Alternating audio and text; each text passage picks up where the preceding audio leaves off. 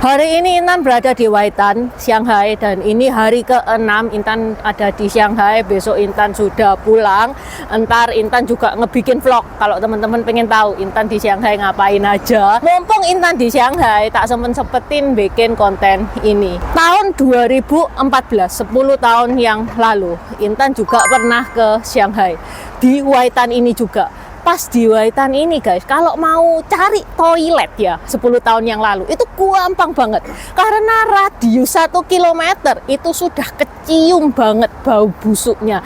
Sampai loh ya, Intan itu sebenarnya trauma ke Tiongkok ini, karena dari jarak 1 km aja sudah kecium bau busuknya. Meskipun Intan cari toilet, pada akhirnya nggak tega masuk toilet, wis mending tak empet aja. Itu 10 tahun yang lalu, bukan cuma di Waitan, dimanapun ya 10 tahun yang lalu itu kotoran. Kalau masuk ke toilet, kotoran itu kececeran di mana-mana.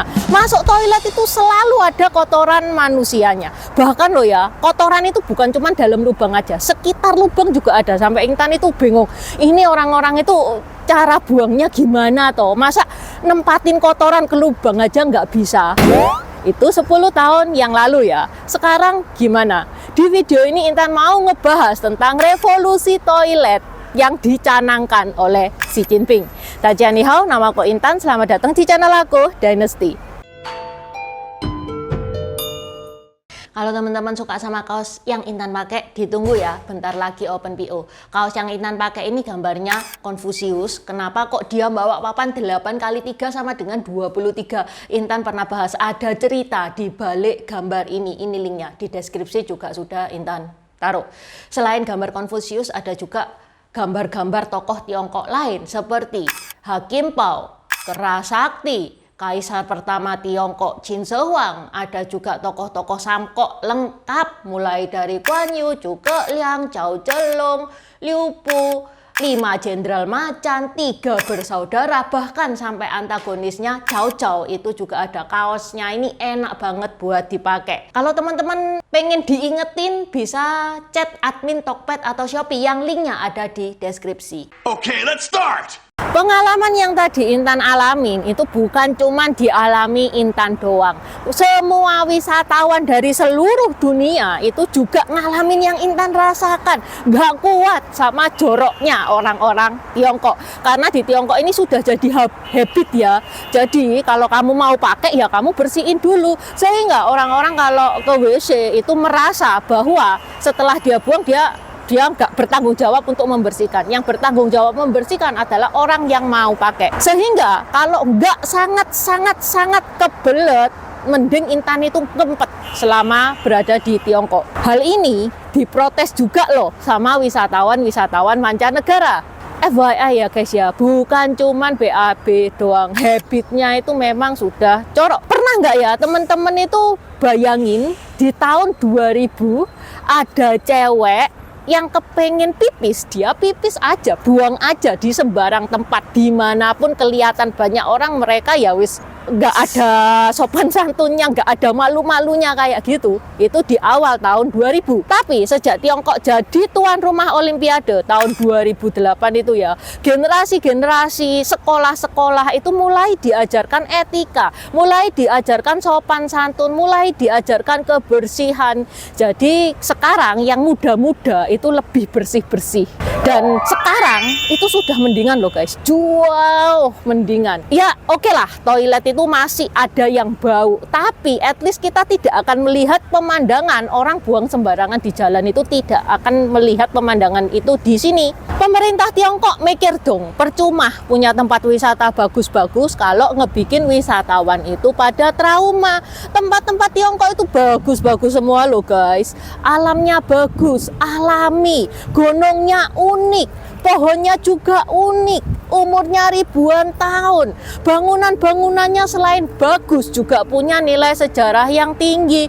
Namun kurangnya toilet bersih ini ngebikin pariwisata itu sulit dipromosikan. Biro perjalanan itu selalu mendapatkan keluhan setelah tur, karena yaitu bau kotoran, bau busuk, dan kondisi toilet yang bagi bule itu mengerikan. Mengerikan kayak gimana?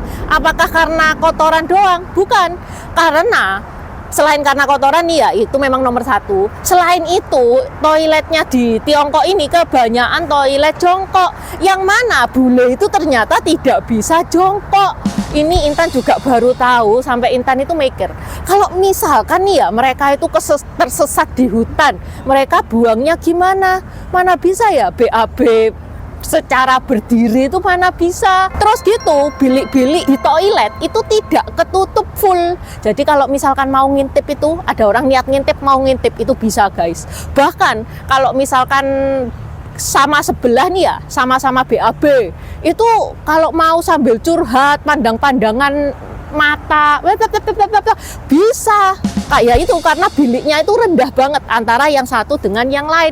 Yang mana menurut bule ya itu tabu. Di sisi lain, orang-orang Tiongkok itu lebih suka pakai toilet jongkok, bertolak belakang sama bule. Orang-orang Tiongkok itu merasa kalau dia BAB, terus bokongnya nempel kloset itu dia merasa jijik, dia merasa jorok. Nah, di toilet itu pun itu banyak yang tidak tersedia tisu, banyak yang tidak tersedia air.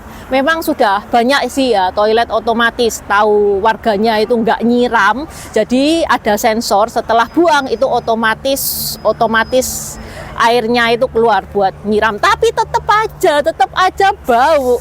Ya mungkin karena airnya habis tidak diganti atau sensornya rusak. Sampai orang-orang Indonesia kalau ke sini itu selalu bawa botol buat cebok. Ini Intan juga ngalamin di perjalanan kali ini. Intan beli air mineral untuk cebok karena pada waktu itu Intan kebelet banget dan harus buang. Ini Intan lagi beli aqua untuk cebok guys. Kebelet tiba-tiba lupa bawa air. Jadi ini Intan beli air mineral untuk cebok. Ya, aqua termahal dalam hidup saya. Sampai di online shop itu ada bidet portable ya. Ini digunakan khusus untuk pariwisata ke Tiongkok. Ini guys, nantinya dalam jangka panjang akan merugikan pariwisata di Tiongkok. Sayang banget kan, sudah dikasih sumber daya alam sama yang atas itu bagus-bagus, sudah mengundang banyak wisatawan, tapi gara-gara toilet wisatawan kapok. Itu yang di tempat-tempat wisata ya. Gimana dengan yang berada di pedesaan? Di pedesaan juga gitu, toiletnya itu banyak yang tidak standar, cuman lubang doang, tidak ada airnya, yang mana ini ngebikin sarang penyakit terutama malaria. Mengetahui permasalahan toilet di negaranya, pada tahun 2015 Xi Jinping mulai mengkampanyekan revolusi toilet. Xi Jinping itu bilang toilet yang bersih adalah landasan masyarakat yang beradab dan akan membantu meningkatkan pariwisata di Tiongkok, plus meningkatkan higienitas masa. Masyarakat jauh lebih sehat dengan adanya toilet bersih. Apa itu revolusi toilet? Itu adalah kampanye pemerintah untuk meningkatkan higienitas sanitasi di Tiongkok. Ini memang agak sulit ya guys ya, karena sudah menjadi habit mereka. At least pemerintah itu sudah berusaha membrainwash generasi muda supaya lebih bersih, lebih nggak jorok. Ya gimana lagi, di Tiongkok ini generasi tua itu lebih banyak kuantitasnya daripada generasi yang muda. Makanya kalau sampai bener-bener bersih gitu yo masih belum bisa untuk sekarang ya. Untuk kedepannya ya pasti bisa lah. Menurut China Daily, revolusi toilet ini menggelontorkan dana 20 M renminbi yang setara dengan 3,03 M USD yang digunakan untuk memasang, meningkatkan 68.000 toilet yang terletak di destinasi wisata seluruh Tiongkok. Kampanye revolusi toilet ini dimulai dari tahun 2015 sampai 2018. Intan kesini 10 tahun yang lalu, 2014. Jadi Intan tepak apes ya guys ya, belum ada kampanye revolusi toilet ini. Makanya toiletnya berantakan banget. Tapi sekarang jauh guys, beda. Ini kan Intan di Waitan nih guys ya. Intan ke toilet nih ya, meskipun bau nih ya, tapi nggak nemen guys, nggak sampai 1 kilometer gitu, nggak. Ya lumayan bersih juga. Bukan cuma di Waitan, di tempat-tempat umum juga toiletnya rata-rata bersih. Meskipun ada ya yang jorok juga ada, yang nggak disiram juga ada. Bukan nggak disiram sih, itu sensornya mati. Jadi mungkin karena airnya habis juga ya. Intan pengen tahu nih, buat teman-teman yang sudah pernah ke Tiongkok, apa yang teman-teman lakukan kalau misalkan teman-teman itu kebelet pengen buang, tapi ternyata toiletnya itu kotor, teman-teman lebih belanin ngempet atau mending belanin nyiram punyanya orang tersebut. Oke, sampai di sini dulu bahasan Intan hari ini. Kalau misalkan teman-teman mau nambah-nambahin, barangkali ada pengalaman selama di Shanghai, silakan coret-coret di kolom komentar. Buat subscriber baru, selamat datang. Terima kasih sudah menonton videonya Intan sampai habis. Intan sarankan buat teman-teman yang baru bergabung untuk nonton videonya Intan tentang pergantian dari dynasty ke dynasty. Ini nih videonya.